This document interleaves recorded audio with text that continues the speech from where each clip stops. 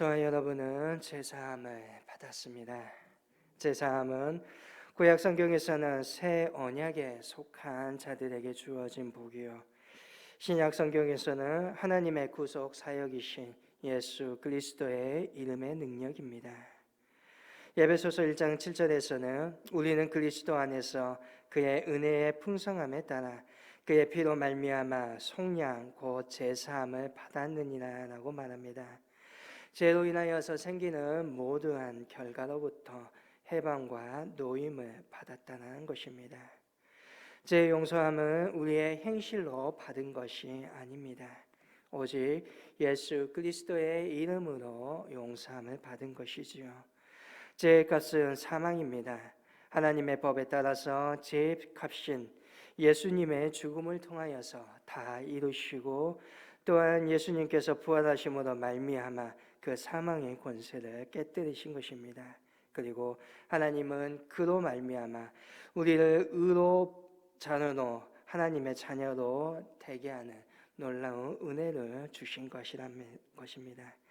하지만 우리는 하나님의 자녀가 되기 위하여 예수님의 피의 대가가 있었다라는 이 은혜를 너무 쉽게 받아버리고 쉽게 잊어버리는 경향이 있습니다. 이 예수님의 피의 대가 너무나 쉽게 생각하기에 독일의 신학자였던 보네퍼는 값싼 은혜라고 말하기도 합니다.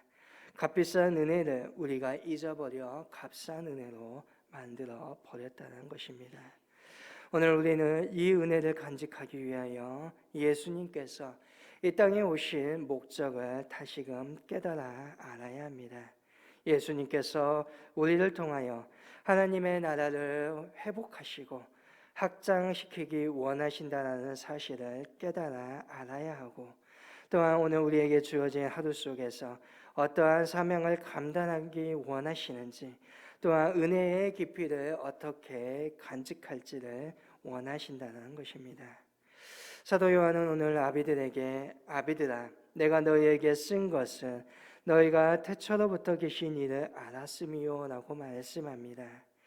태초로부터 계신 이, 곧 신앙에 성숙하여 예수님을 아는 자들임을 말합니다.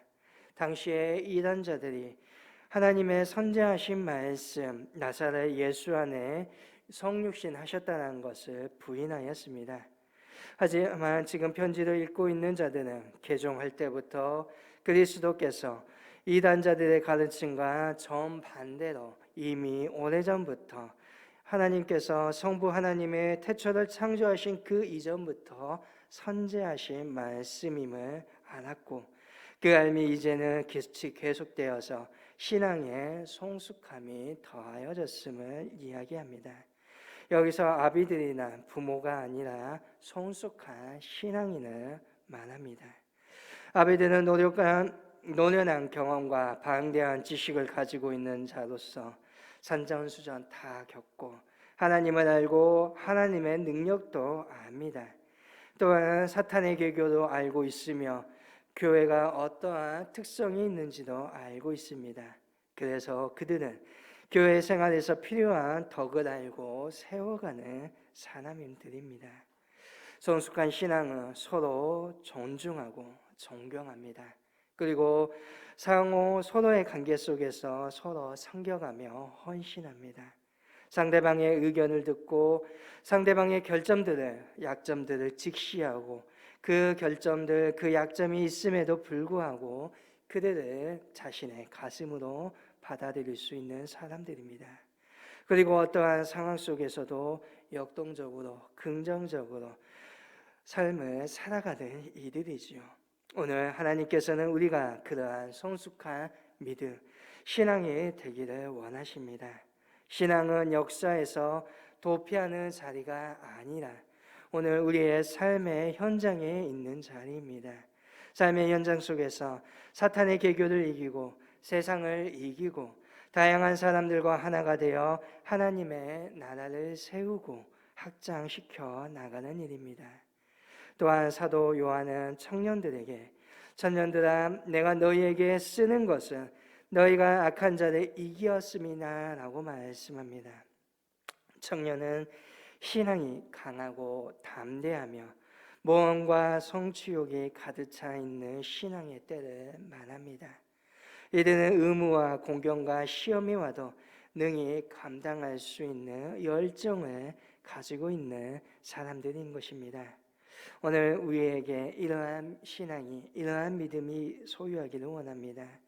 영적인 전쟁에서 이겨 나갈 수 있기를 원합니다. 우리의 신앙이 열정으로 말미암아 계속해서 지속되어지기를 원합니다. 성도는 예수님의 은혜로 하나님의 자녀가 되었는데 오늘 영적인 전쟁은 한 번으로 끝난 것이 아니라 계속 되어지기 때문입니다. 오늘 이를 위하여서 우리는 하나님과 늘 함께 동행하며 교제해야 할 것입니다. 하나님께서 주시는 영적인 힘을 끊임없이 공급받아야 합니다. 그래서 오늘 우리는 전신갑주를 입고 담대하게 영적인 전쟁에서 사탄을 싸워 이길 수 있는 삶을 살아가시기를 원합니다. 우리는 사실 모든 전쟁에서는 승리하였습니다. 지금도 승리하고 있고 우리가 생명을 다하는 그 순간까지 승리할 것입니다. 이 사실을 믿고 담대할 수 있기를 원합니다.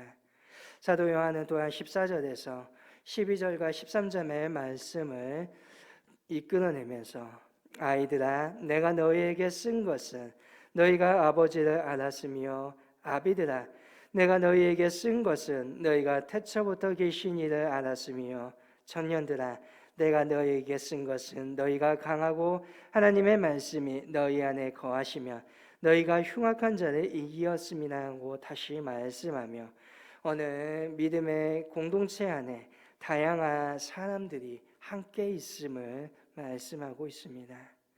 자녀들과 같이 오늘 어린아이와 같은 믿음의 사람들, 아비와 같이 성숙한 믿음의 사람들, 청년과 같이 왕성한 열정의 믿음을 소유한 사람들이 함께 있다는 것입니다. 다양한 사람들이 있습니다. 그래서 소리 없이 잠잠한 것 같지만 언제든지 소리가 날 수 있는 교회입니다. 그래서 침묵하다가도 포효하는 공동체입니다. 하나님은 이러한 교회의 다양성 속에서 각기 하나가 되기를 원하십니다. 이 하나가 되음은 어떠한 획일적인 일치가 아니라 다양성을 인정할 하나됨입니다. 각자의 능력을 인정하면서 개인의 탁월성을 존중하면서 또한 각기 가지고 있는 약점들을 서로 보듬어주며 하나가 되기를 원하십니다. 그렇기에 오늘 인내가 필요하고 그러하기에 용서가 필요합니다. 단순하게 참고 용서하는 것이 아니라 오늘 함께 기도하며 함께 하나님의 뜻을 발견하며 주 안에 거함으로 머리 대신 예수 그리스도의 뜻 안에서 하나가 되는 교회가 되어야 한다는 것입니다. 오늘 저와 여러분이 믿음에 성숙한 사람들이 되기를 원합니다. 어린아이의 믿음인들을 아비의 마음으로 가슴에 품을 수 있는 사람들이 되기를 원합니다. 악마의 계교를 대적하고 악한 것은 단호하고 끊고 물리칠 수 있는 담대함을 가질 수 있기를 원합니다. 한이 없으신 하나님의 그 능력을 의지하며 은석 부리는 아이와 같은 신앙도 오늘 저와 여러분에게 있기를 원합니다. 옳지만 덕이 안 되며 포기하는 신앙도 필요할 것입니다.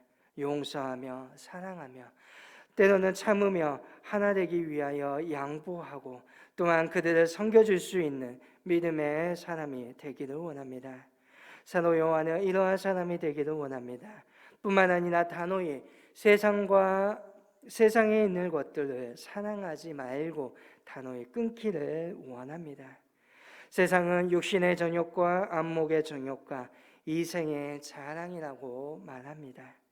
육신의 정욕은 거듭나지 못한 인간의 제약된 마음에서 비롯된 모든 욕심들이요, 안목의 정욕은 보는 것을 통해 얻으려는 욕망과 사치, 허영입니다.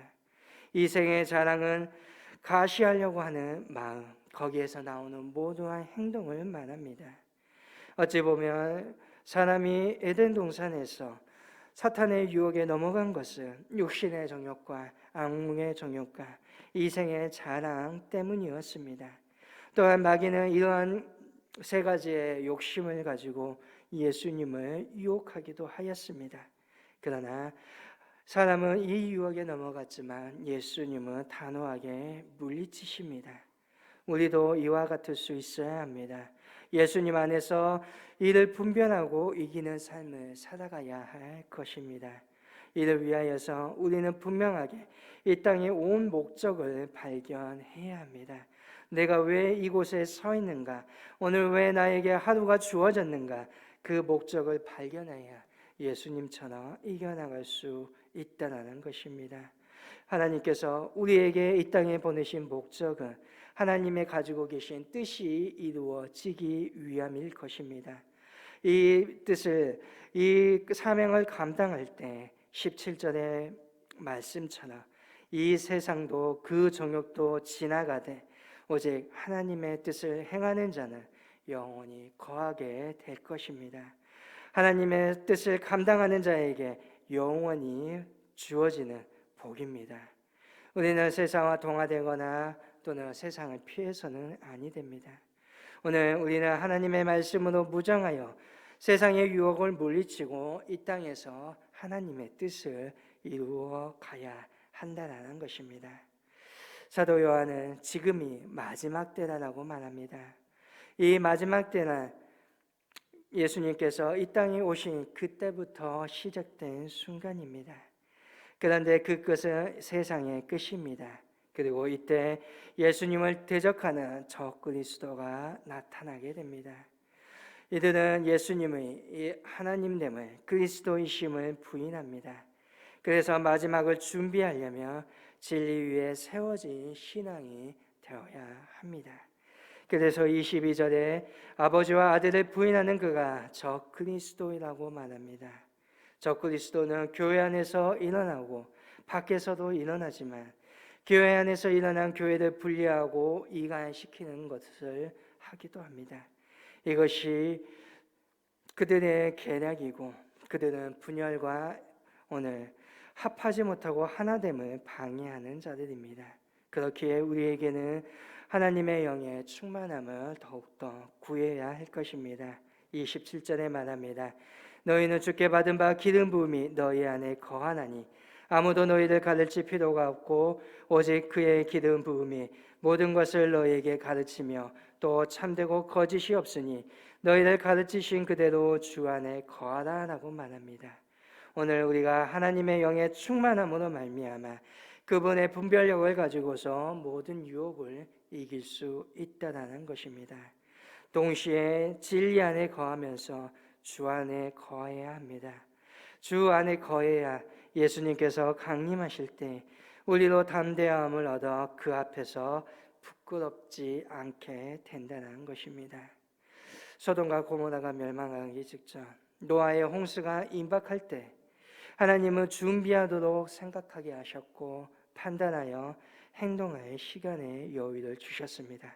그러나 그 시간이 무한정 주어진 것은 결코 아니지요. 한전적이며 필연적으로 마지막 때가 임하게 된다는 것입니다. 오늘 저와 여러분은 어떻게 서 있습니까? 오늘 사도 요한의 말씀에 따라서 말씀을 통하여서 어떻게 준비하고 계신지요? 오늘 저와 여러분이 깨어 있기를 원합니다. 오늘 우리가 주 안에 더욱더 거하기를 원합니다. 예수님의 말씀 안에 살아가기를 원합니다. 그 뜻에 따라서 이 땅 안에서 하루하루를 믿음으로 살아갈 수 있기를 원합니다. 마지막 이때에 준비함으로 말미암아 하나님의 놀라운 그 음성을 듣고 당당하게 주 앞에서는 믿음의 저와 여러분 될 수 있기를 주님의 이름으로 간절히 소망합니다.